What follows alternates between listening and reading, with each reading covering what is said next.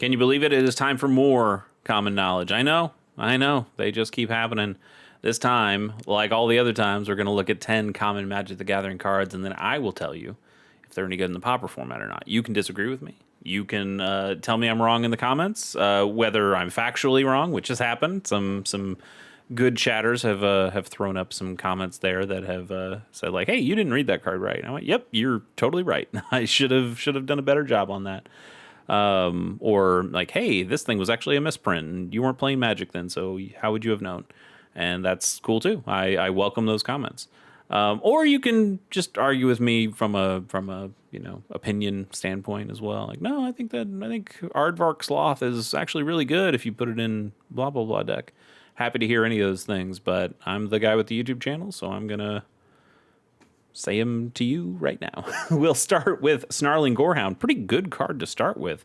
Single black mana for a 1/1 dog with menace, and whenever another creature you control with power 2 or less enters, you surveil 1. We see this be played in Standard a decent amount. I've seen this played in Commander a little bit as just a way to fill up that graveyard pretty fast.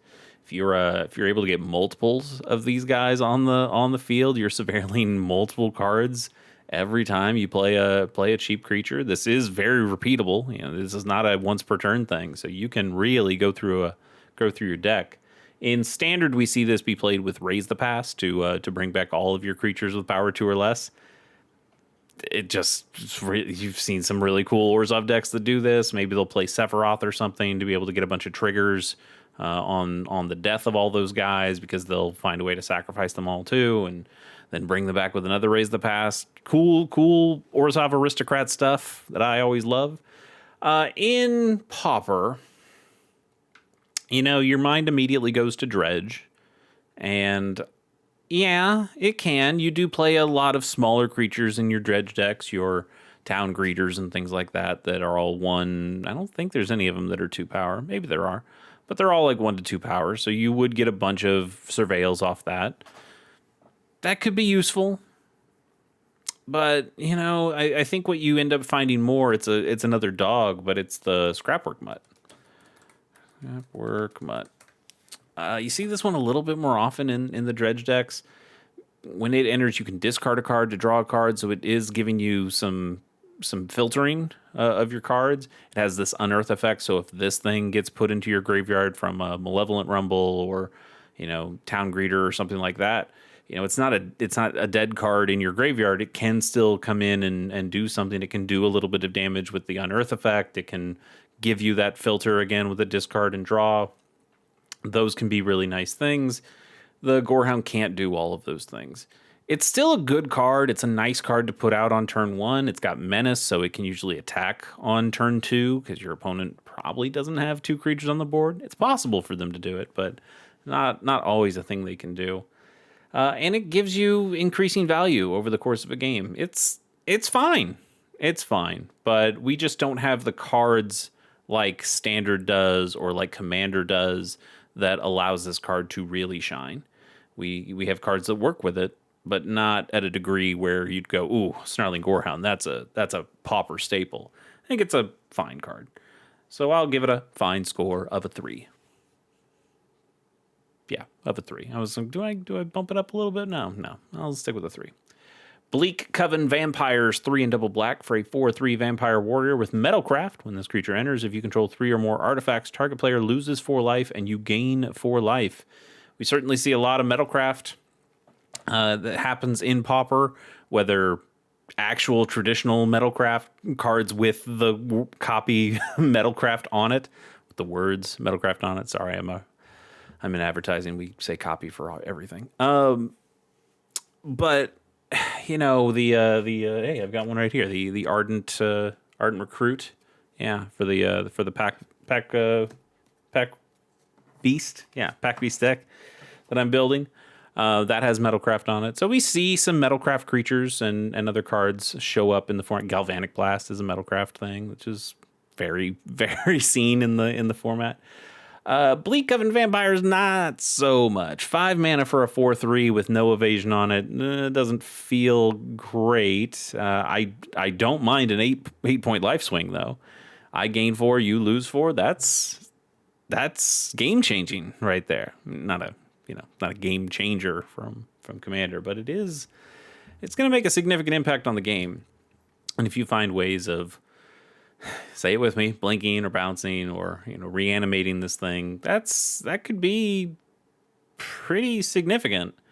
It's still a 5-mana creature that doesn't do anything once it is on the board other than be a 4/3, which 4/3 is a stat line I generally don't like. I think it's too fragile on the toughness, while not really feeling like enough on the power. I just generally don't love it. Yeah, I think this card is priced out of most of the decks that would probably want it. And it itself is not an artifact, which doesn't help things either. It's not upping your artifact count for anything else that you're playing. So when you are thinking, oh, I'm putting a lot of artifacts in, should I put in a Bleak Coven Vampires, or should I just play a Mirror Enforcer? And the answer is you probably should just play the Mirror Enforcer. It could be free. It's a 4/4, and it probably will end up accounting for more than an 8-point life swing because the card just ends up being so powerful turn over turn. So I'm a little down on Bleak Coven Vampires. I'll give this thing a 2.9. Yeah, 2.9 I think is fair. Lowland Tracker has some nice art to it. 4 and a white for a 2/2 human soldier. It's got to be better than that, right? It's got first strike, and it also has provoke. Whenever this creature attacks, you may have target creature defending player controls untap and block it if able. Yeah, okay. We have provoke creatures that we see that do this better, or do this cheaper rather. And I think those creatures probably are the ones that would give the nod. I think it's really just the one, right? I forgot the name of it, but it's like a guy holding a spear and he's like at a Dutch angle, which I guess kind of just says what this guy is too. You know what? I can just look it up, right? We can just look up provoke. This is my guy right here, Deathblade Elite. See, he's 1 mana, and he can prevent this guy's just a better provoke creature. He's just better than this. I mean, the nice thing about this one is that having first strike, the idea is that you can potentially knock out very specific creatures on your opponent's side of the board. If they have something, I'm trying to think of something in Pauper that would matter. I don't know, like their Glinthawk, I suppose. They have a Glinthawk, you're able to untap the Glinthawk and kill it, and now they don't have that target to bounce anymore. There's things, the refurbished familiar, I guess. You can make sure that gets off the field so it's not bugging you anymore. Fairies decks, I suppose, you could have it go away. Ninjas, either of the ninjas that get played, you can in the blue decks and the fairies decks. That's a way of taking those things out so they can't draw any more cards. Yeah, there's things you can do, but I don't want to pay 5 mana to get this thing on the board. That's not good, especially when it can very easily be shocked to death. Yeah,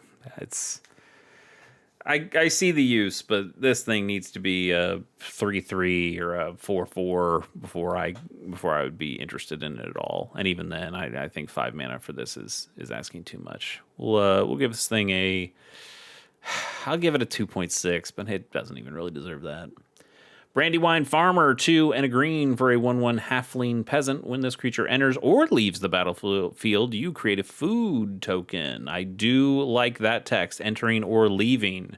We've seen that with the relic, the Cryogen relic there. Yeah, enters or leaves, you draw a card.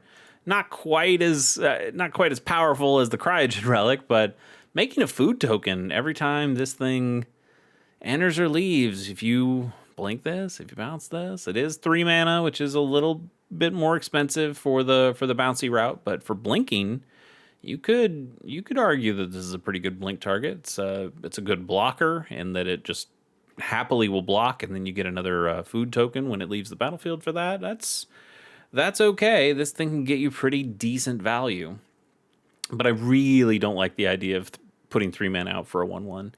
That feels like something you should be setting up way earlier. That's why Cryogen Relic is nice at 2 mana. It's something that's gets out faster and starts affecting the game earlier. And Brandywine Farmer just can't quite compete with that. And part of me doesn't understand why this has to be 3 mana. I don't think this would be all that bad at 2 mana. Would it be that broken? I don't know. Maybe it would be. Maybe making that many artifacts that fast could be too bad. But it's also in green. Green is not really the artifact color. I don't know. Maybe I'm not here to backseat game design, but I feel like 3 mana makes this not as appealing to me as I would want it to be. I'll end up giving this thing I'll still give it a 3.3, but I think it could be so much better. It really could. Cool card, though. Landscape Kolos, 5 and a white for a 4/6 Goat Beast. When this creature enters, put a target card from an opponent's library on the bottom of their library. It also has basic land cycling for 1 and a white. It means you discard this card, search your library for a basic land, reveal it, put it in your hand, then shuffle. We've had this conversation before. This is basic land cycling, so it is nice that can go grab any color of basic if you're playing a multicolored deck that way. But if you're playing a multicolored deck that way, you could just play the Eagles from Lord of the Rings that have plains cycling on it and go grab one of the dual lands with the land types on it. And that now you can do for 1 mana instead of the 2 mana for basic land cycling.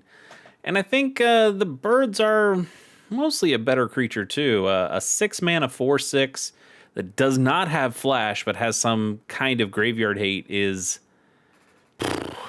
not great. I mean, even at flash speed, paying 6 mana for an effect that doesn't even exile the library, just puts 1 card. That's not particularly good. In fact, that can probably backfire on you more than it necessarily helps you. I don't like this. I don't particularly like it at all.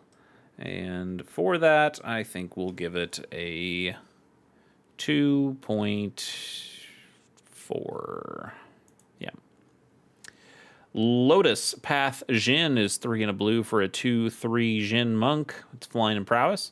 We've talked about these kinds of cards before, not this one specifically, but I think when you're paying 4 mana for a prowess creature, even with flying, you potentially have spent a lot of the cards out of your hand. You have fewer cards available to you, and the cards that you do have available to you are probably on the more expensive side because the cheaper cards you played on turn 1 and 2 and 3. So how many cards do you really have that are going to trigger prowess? How many can you play on the next turn after this guy's out? You're in blue. You'll find ways of playing a ton of ops and things like that and make something like this work. But I don't necessarily think the juice is worth the squeeze. We've seen Monastery Swiftspear be banned out of the format because when you get a prowess creature down on turn 1, especially turn 1 with haste, so it already punches in on turn 1 and then punches in on turn 2 for potentially even 3 damage or more, that can be really good. But when you have these bigger, slower prowess creatures that come out much later in the game, I don't think they're particularly strong. And I'll score them accordingly. I don't think this is quite good. I will give this a 2.5. Next up, Surge of Zeal, single red mana for an instant with Radiance. Target creature and each other creature that shares a color with it gain haste until end of turn. I have seen this be used in the Zada Hedron Grinder Commander deck. Because when you cast an instant or sorcery that targets only Zada, I think, yeah, because this only targets Zada, but it also gives it to each other creature. But this only targets Zada, so it still works. You make copies for each of your creatures, so it gives. I mean, I guess it has already kind of given them haste in that way, but it's another thing that you can give Zada that gives it to everything else. And That's potentially a lot of spells that show up on the board, and then you can do crazy things with that. Zadahedron Grinder is a really cool commander deck if you want to play something very cheap and something very powerful and pretty darn fast. It is easy to interact with, but it is a quite a strong card if you want to go that route. It does kind of play the same way every time, so I can see people getting bored with it, but it is cool to see it be pulled off. Anyway, Surge Zeal, in Pauper, I don't think it really has nearly the usefulness. Radiance as an effect. This was a Boros. Yeah, it's a Boros effect, and it's not amazing there. I don't think it was even amazing in Boros. I was playing Ravnica when it first came out, and this was not a great ability because Boros would have red creatures and they'd have white creatures, and you play something with Radiance, and then some of your creatures didn't get it. Like, what? This doesn't. Why isn't my deck synergizing? I'm playing all Boros cards. Why wouldn't this work? And it's because Radiance wasn't an amazing ability. We tried other ways. Isn't Chroma pretty similar to Radiance as well? We've seen that be a keyword on other cards, and neither one of them really get played today. We don't see Radiance or Chroma cards these days. It's not a mechanic that has stood the test of time. It's fine, as a 1 mana thing that gives one guy haste, okay, and as a 1 mana thing that potentially gives a lot of creatures haste, okay. There's something there. You could potentially set up a big turn. I just think there are other ways of doing that, and you don't need this card, and it's a dead draw a lot of times. It's a dead draw more than it's not a dead draw, and that can be a real bummer if you are really hoping to get, hey, I need to draw this. I need to draw a card that will really help me out, and you draw Surge of Zeal, and you go, well, that didn't help at all. It only helps when you have, you're able to make 3 or 4 creatures on a turn, and then go, well, I need them all to have haste, and then you use this. But how often does that happen? Not particularly often. I'll give this thing a 2.3. Yeah. No. Less than that. I'll give this a straight up 2. I think I don't think there's many good uses for it. Quentin Hoover art alert. We like this. Yavimaya Ancients 3 and double green for a 2/7 tree folk, and you can pay a green, and this creature gets +1/-2 until end of turn. I mean, it has a big ass, so you can get away with paying to give it -2 toughness, I suppose. 5 mana for a 2/7, that you keep dumping mana into to try to get it to the exact right power and toughness that you need. It's going to be a no from me. It is from Alliances originally. Let's see the different arts available. So we have the Quentin Hoover one, and I think that one's great. They're both Quentin Hoover, but this one's pretty good too. I think I still like the Alliances one, and then these are the same as well. Yeah, and the Alliances B. I mean, I think this is the better art for it. They're both good though. Like, you'd think that the art was about this guy. No. It's this tree guy. Anyway, it's not very good. Don't play this card. I will give it a 1.7. Really pretty bad. Cabal Inquisitor 1 and a black for a 1/1 human minion with Threshold. You can pay 1 and a black and tap to exile 2 cards from your graveyard. Target player discards a card, but you can only activate it as a sorcery and only if there are 7 or more cards in your graveyard. Not terrible to have a creature that will repeatedly make your opponent discard cards. We see one-off card discard effects like Refurbished Familiar that do quite well in the format. So you can see why this might be enticing. But the thing is, Refurbished Familiar can come out in the game very early when your opponent still has a bunch of cards in their hand, and you can repeat that in ways by blinking it or reanimating it, and there's lots of ways to play tons of Refurbished Familiars on multiple turns that really rips your opponent's hand apart.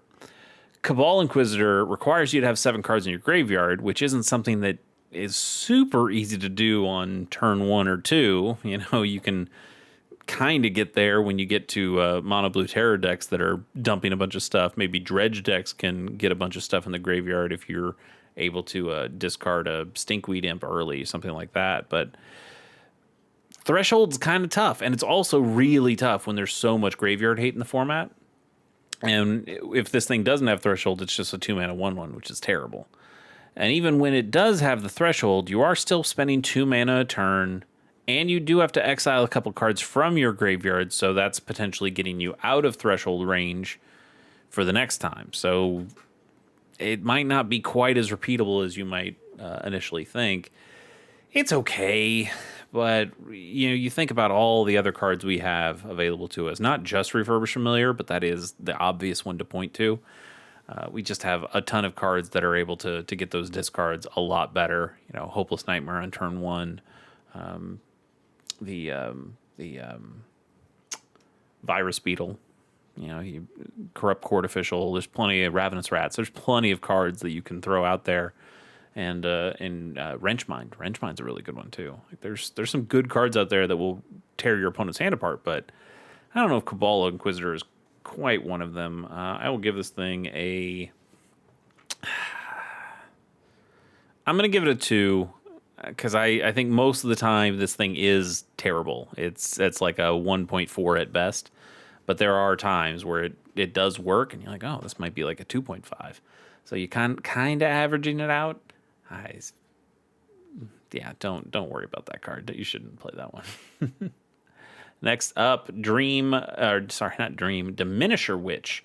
2 and a blue for a 3/2 human warlock with Bargain. You may sacrifice an artifact, enchantment, or token as you cast this spell. Why would you do that? Let's read on. When this creature enters, if it was Bargain, create a Cursed Roll token attached to target creature an opponent controls. If you control another roll on it, put that one into the graveyard. You can only have one roll on a creature, or one of your rolls on a creature at any one time. So you could have a roll, and your opponent could have a roll on the same creature, and that's fine. It doesn't matter. That part never really comes up. But the Cursed Roll token specifically makes the enchanted creature into a 1/1. A 3-mana 3/2 is not great if you're playing that vanilla. Bargaining something is interesting. It's pretty easy to sacrifice some token, a map token or something like that. Sometimes you'll have artifacts that want to be sacrificed or enchantments that want to be sacrificed, and that's another thing you could potentially do. And then you get the bargain ability. I do like the Cursed Roll tokens as a form of removal. Like, sure, that's fine. But I think you're putting a lot of eggs in a single basket. I think there's probably some people who are like, oh, this card does a lot of things, so it's probably pretty good. And it does a lot of things. I won't deny that. But the problem is that it needs a lot of things to happen all on one turn. You need to have a situation where you can bargain a piece. Like, do you have that situation available to you? Do you have a free token that's easy to sacrifice that turn? Sometimes you won't. And then when you don't, none of this card really works. You also need the opponent to have a scary threat on the board at the time. And if one of those two things isn't happening or isn't, the perfect situation, this is kind of a dead draw. It does a lot, but it only does a lot when a very certain set of parameters are there. And that's not always going to be the case. So I end up being down on this card. I don't think it's quite that good. Also, I'm seeing that this feels. I'm going to screw this up so badly. But nope, that didn't snap it into place either. This is definitely stretched out. I don't know why this is stretched out. We're going to keep going. We're too far in, but this is stretched out. I'll fix this for the next video. Sorry. I don't think this card is very good. We'll give it a. I'll give it a 2. That seems too good for it. Let's do our bonus card, even though it will also be stretched out. And we'll talk about Tuk Tuk Rebel Fort, 2 and a red for a 0/3 wall with Defender and Reach, and creatures you control have haste. Interesting card in red. You don't see a ton. Well, certainly not anymore. You don't see walls in red, but even back in the day, I mean, you'd have like wall of stone or something, wall of fire, and those are fine. Not fine. They're not good, but this having defender and reach, not an ability red has very often. That's kind of cool. But it is nice that you just have this 0/3 that sits on the board, and now all of your guys have haste. That's pretty darn solid. 3 mana's asking a little too much, I think. I mean, I don't know. I could see. Don't roast me for this one, but I could see this as a sideboard piece against fairies decks. Maybe I don't know. You just use your burn spells and you kill the fairies. I think that's probably just the better thing to do. But as a thing that sits there, your creatures get some extra value. The opponent's fairies can't get through. Maybe. It's got a fun name.